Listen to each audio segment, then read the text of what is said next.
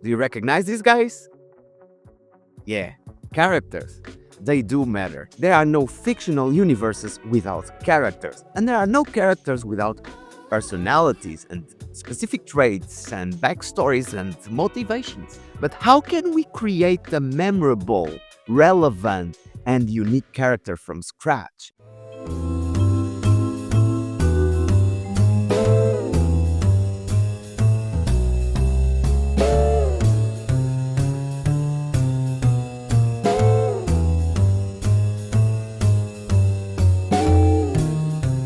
Hi guys, I'm Andre and this is the creation of a card game. On this episode, we'll create the character from scratch. Yes, we will create the character from scratch. I don't have it already created and I'll just show you like some time lapses of how I did it. No, we will create it from this point. I don't have anything yet. And if you are also trying to create a character from scratch on your side and you found this video and you thought that it might be helpful to guide you through this process, you can just try to follow along. So the first question that I think you should start by answering to is, what is the role of this character? What is the reason why you want to bring this character to life? What it will achieve in your universe, in the universe that you're creating? In my case, this one that I want to create right now, just live, trying to think, is some kind of an antagonist, some character that goes against the wave, trying to be the rebel and trying to fight against the status quo, let's say. And in my world, the world that I already started building, the Cubos world, we have the nectar as the main engine of the game, but also as the main engine of the world. So we have characters abusing on this substance that is called nectar, that comes from some tears from ancient gods' cries and everything. There's a huge story I explained in a previous video. If you want to see it, you can look for it. But basically, there's a universe on which the creatures are addicted to a substance that give them power. I mean, this substance is divided in 7 categories. There are 7 types of nectar. You can also find that on previous videos, but the role of the character that I want to create right now, because I still don't have this archetype, this type of character, is the antagonist, someone that goes against the flow of the world. So if we have a world on which there is substance abuse and each creature is trying to get over powers and following their addiction to pursue for more nectar, there also should be someone, that's what I think, that goes against that natural wave, someone that opposes nectar, someone that is against the production of nectar, someone that despises the creatures that are addicted to nectar. Second question when you're creating a character, I think that should be, what is the core traits of this character? What makes the personality of this character stands out? How this character will react if something X or Y happens to him or her or it. You know, just try to figure out what kind of personality this character has. And in order to follow up with the previous description that I wanted to create this archetype of the antagonist, someone that is acting like being very proactive and activist against the nectar production, the nectar consumption, and the way the world is working on, I think that this replies already that the personality of this character is like very strong personality with very big dreams and ambitions and the willpower to change the world. So it's a fearless character, always very resilient and attempting to pursue that motivation. And actually, I'm already getting ahead of myself because I'm already replying to a question that will appear later on. Of course, the appearance, it's probably one of the most important things, especially in a card game that doesn't require that much lore absorption and comprehension on why things are like that. People just mostly are there to play cards, to look at the numbers and effects, and they don't even care so much about the characters. But I care as the creator. I want to create a game that is just not random pictures with random numbers. I want to create some kind of sub-narrative, some story behind, even though I might be the only person who cares about it. It doesn't matter. For me, it's important. I will do that. So, what are the appearances of my character to suit also the universe that I'm creating? And on my universe of Cubos, there are not human beings. So we don't have regular plain humans.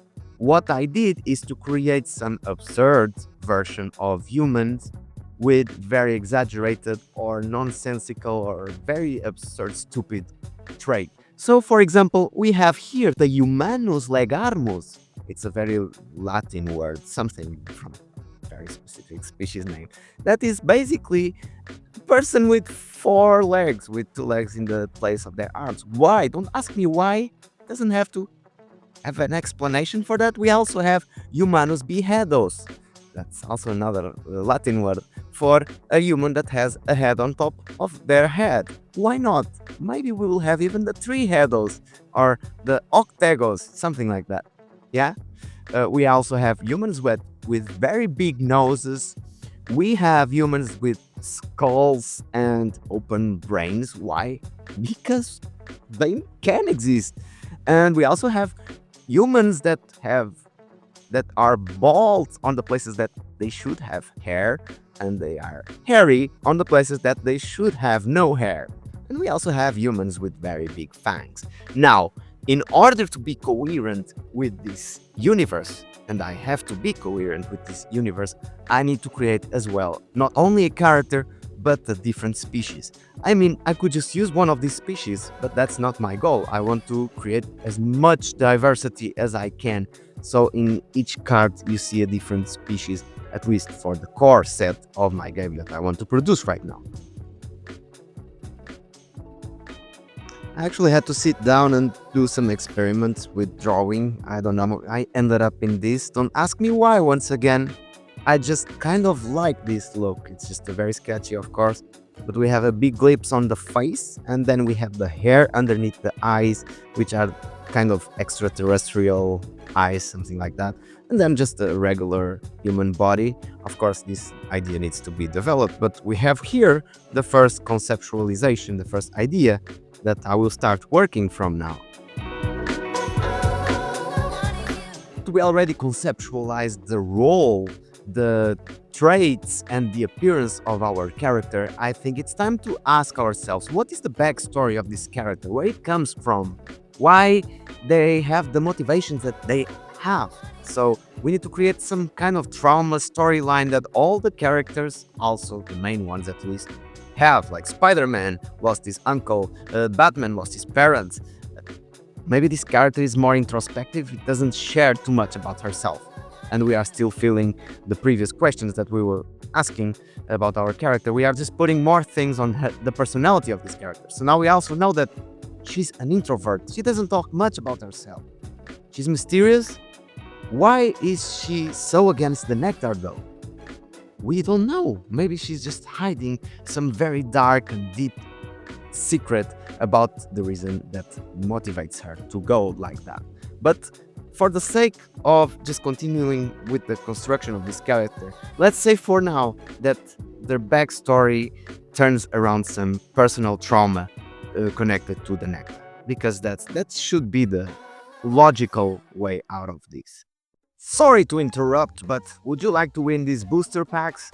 We have here Yu-Gi-Oh!, Digimon, Dragon Ball, Lorcana, Pokémon, One Piece, and Magic the Gathering, including a collector booster pack. I will give them away to the winner of our Playtest tournament contest that it will be hosted in our Discord. Join our Discord, come have fun playtesting Cubos, and you might win all these packs worth around 100 euros. The link is on the description.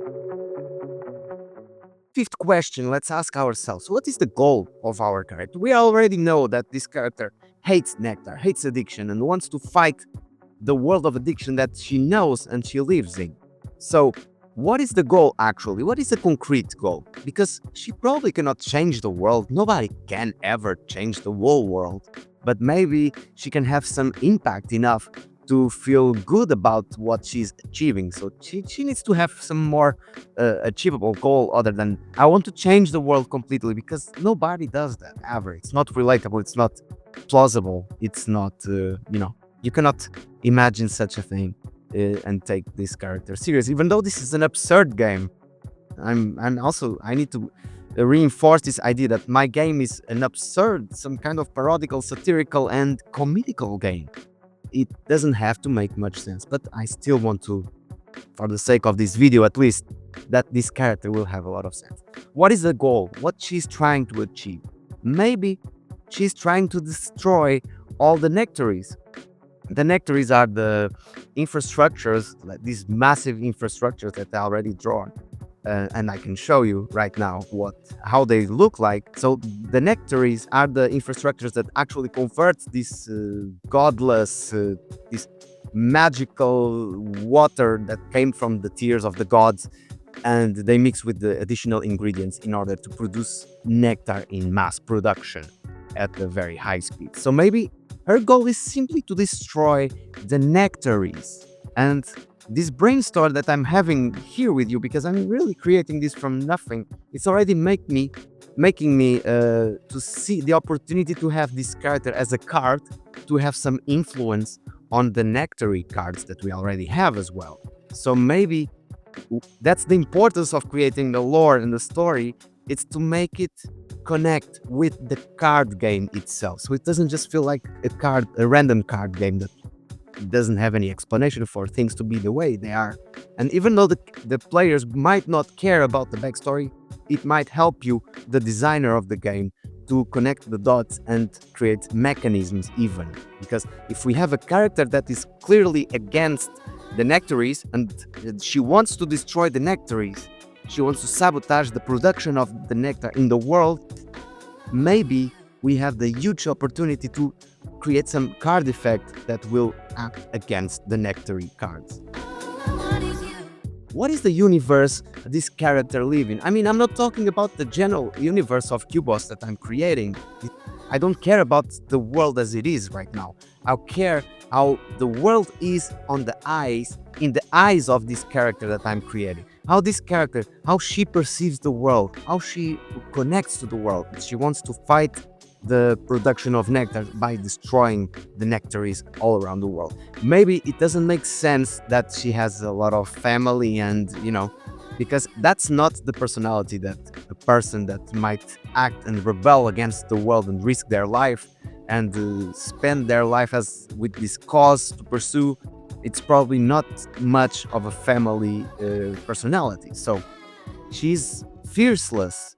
She's a rebel, and probably she will also be a loner. So in this universe that we are creating for the character itself, we have to already come up with the idea that she normally walks alone.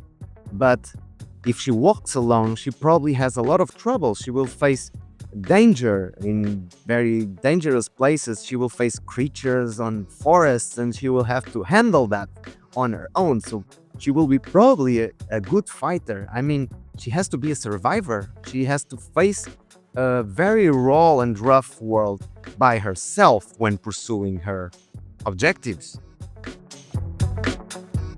One step on creating a character, on my understanding, should be already to create the visuals. Not only that rough sketch that I did it in 5 minutes, just something more concrete. Let's try to create already the art that will illustrate the card.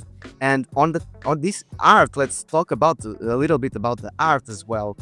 This art must convey all of the things that we already discussed and covered here. So it's not only about drawing a character for the sake of just, hey, here's a character. No, this character and the surrounding, the background, must tell a story, because that's where the immersion from the card game is brought into, or a board game or something is brought. It's from the small opportunity of this little visual that you have the chance to tell the players that are just looking at the cards, hey, look, this character is like this character acts like this, their goal, you're not telling exactly everything about this character, but you want to take as much as possible the opportunity to show through the art of this card everything that we just covered here. So let's try to illustrate. As I'm starting to draw this character, and as you can see on this time lapse, it's a quite long process, so I would like to share more about the illustration part